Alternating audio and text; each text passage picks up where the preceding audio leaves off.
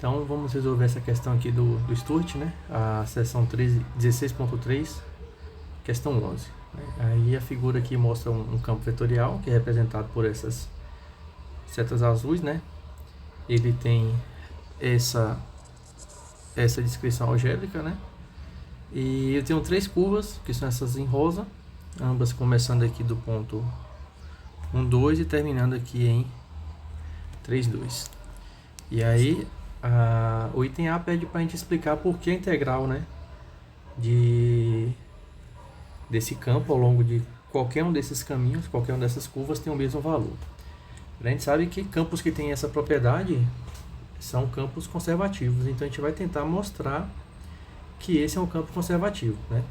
E a gente sabe que todo campo conservativo ele tem que respeitar aquelas regras lá, né, que as derivadas cruzadas, ou seja, pegar a componente P, que é a da primeira entrada, derivar em relação à segunda variável, tem que ser igual a componente da segunda entrada derivada em relação à primeira. Né? Ou seja, se eu derivar aqui, ó, a minha componente P seria 2xy. Isso implica que se eu derivar P em relação a y, isso aqui dá quem? Dá 2x. Por outro lado, se eu pegar a minha componente Q, a componente Q é x ao quadrado, isso vai implicar que a derivada de Q em relação a x é 2x. Então, portanto, nós temos aqui que o PY é igual a QX. Isso é uma condição mínima para o nosso campo ser conservativo. Não quer dizer que se o nosso campo verifica essa condição, ele vai ser conservativo. Mas todo campo conservativo tem que verificar ela. Ou seja, se não aconteceu isso, não pode ser conservativo. Caso aconteça, ele pode ser. A gente tem que verificar outros meios agora para conseguir garantir se é conservativo, né? Ou encontrando o potencial ou usando teoremas que garantam isso. Um dos teoremas que garante isso é o quê? Que se eu tenho essa condição aqui, essa condição, mas o domínio do meu campo é simplesmente conexo, então o meu campo é conservativo, né? Então, se acontecem essas duas coisas, isso aqui implica que o meu campo é conservativo. Deixa eu fazer melhor aqui embaixo. Isso implica que F é conservativo. Aí fica a dúvida, né? Então, essa primeira condição eu já tenho. O que me resta saber agora é se o domínio desse campo é simplesmente conexo. A gente olha para o campo, né? A gente pensa que o domínio, quando não está explicitado, é o maior subconjunto a qual faz sentido. E aí, se eu pensar que essas regras aqui, 2xy e x ao quadrado, não tem restrição nenhuma, significa que qualquer ponto do meu plano R2 eu posso substituir aqui. Está, né? No domínio dessa função. Né? Então, como o meu domínio é todo R2, né? O R2 não tem furos, então ele é um conjunto simplesmente conexo. Então, daqui eu já tenho essa informação, posso atualizar ela aqui. Então, isso é verdade, meu campo é simplesmente conexo. Então, como vale essas duas coisas, eu posso concluir que o meu campo é conservativo, né? E a gente sabe que se o campo é conservativo, né, nós temos o quê? Então, se F é conservativo,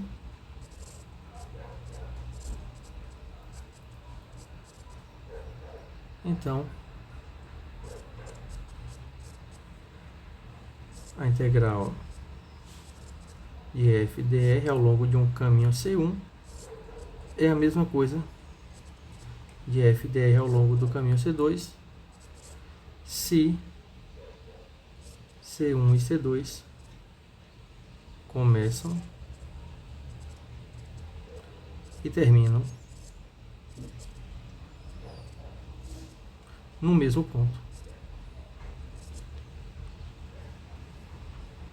Desculpa, aqui fica na dúvida se começa e termina no mesmo ponto, né? Se ambas começam no mesmo ponto, né? Se C1 e C2 começam em um ponto A e terminam em um ponto B.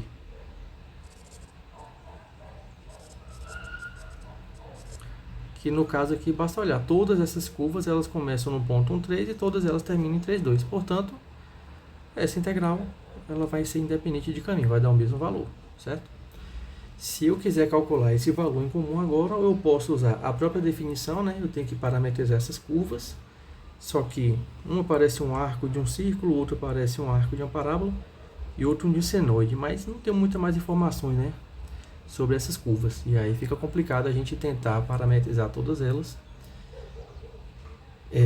para resolver independente de cada uma, né? Mas a gente pode usar o fato de que, como todo campo conservativo ele tem um potencial, tem uma função cujo gradiente dá o campo, e a gente sabe exprimir a nossa integral de campos conservativos em termos dessa integral, né? Que seria o equivalente lá do teorema fundamental do cálculo para integrais de linha. Então a gente vai usar isso aqui. Para usar isso, então, esse aqui foi o item A, desculpa. Para usar isso, a gente tem que procurar o potencial. Então vamos lá resolver o item B, procurando esse potencial aí. Então, para encontrar o potencial, a gente sabe o que? F é o meu campo F, ele é o campo 2xy, x ao quadrado. Por outro lado, como ele é conservativo, eu sei que existe uma função f cujo gradiente resulta nesse campo. Mas quem é o gradiente dessa função f? É você, na primeira coordenada, derivar em relação a x, na segunda coordenada, derivar essa função f em relação a y. Então, temos essa relação aqui entre esses campos, né? É o mesmo campo. Então, isso aqui implica que a minha derivada da função f em relação a x é 2xy. Então, se isso é a derivada de f em relação a x, se eu quero encontrar f, eu preciso fazer o quê? Integrar a minha fx em relação a x. Mas quem é isso? É a integral de 2xy dx, que a gente sabe que isso aqui é o quê? X quadrado y. Só que isso aqui aparece uma constante, né? Porque a integral é indefinida. Lembrando que, no caso, a constante, ela não é uma constante pura, né? Ela é uma constante em relação a y, que, por exemplo, se aqui fosse um seno de y, não estou dizendo que é, mas se fosse um seno de y, se eu derivar isso aqui em relação a x, eu volto para essa função que está aqui em cima. Então, essa minha constante não é uma constante, ela é uma constante em relação a x, ou seja, ela pode ser uma função de y ainda. Por isso eu vou escrever aqui, que essa constante aqui é uma certa função de y. Beleza? Então, já sei quem é minha f, a menos de determinar quem é esse pedaço aqui que depende do y. Beleza. Agora eu volto para o que eu sei, Eu sei que, além disso, nós sabemos o quê? Dessa primeira informação eu tenho que a derivada de f em relação a y, quem é? Derivando isso aqui em relação a y, essa f que eu acabei de encontrar é x ao quadrado, mais a derivada dessa função g em relação a y. Vou botar aqui gy, né? Indexado, não é um produto. Mas por outro lado, eu sei também que o fy é igual a x ao quadrado. Ok? Então, opa, aqui é f, né? Como isso aqui é x ao quadrado, né? A gente tem o quê? Isso aqui implica, se eu cancelar esse x ao quadrado, eu tenho que a derivada de g em relação a y é zero. Assim, agora g é uma função que só depende de y. Se eu derivo em relação a y dá zero, isso aqui está me implicando que a própria função agora g de y é uma constante. Aqui é a derivada de g em relação a y. Aqui é a função g aplicada em y. Mas são coisas diferentes. Portanto, a minha f, né, de x e y, função de duas variáveis, que aqui em cima eu tinha visto que ela era x ao quadrado y mais g de y, encontrei agora que essa g de y é uma constante. Né? Para qualquer constante que acontecer, isso aqui vai dar verdade. E veja que agora esse realmente é o meu potencial. Se eu pegar essa função em duas variáveis aqui, x quadrado y mais c, derivar em relação a x eu tenho isso, se eu derivar em relação a y eu tenho isso aqui. Ou seja, esse campo f é o gradiente dessa função f que eu acabei de encontrar. Então, eu determinei o meu potencial, certo? Agora, se eu quero calcular a integral de linha, portanto, ó, a integral de linha deste campo dr ao longo de qualquer caminho C é o que? É a integral do gradiente de f dr ao longo desse caminho. Que, pelo teorema das integrais de linha, basta eu fazer o que? Calcular f no ponto final dele, que eu vou determinar aqui R de B.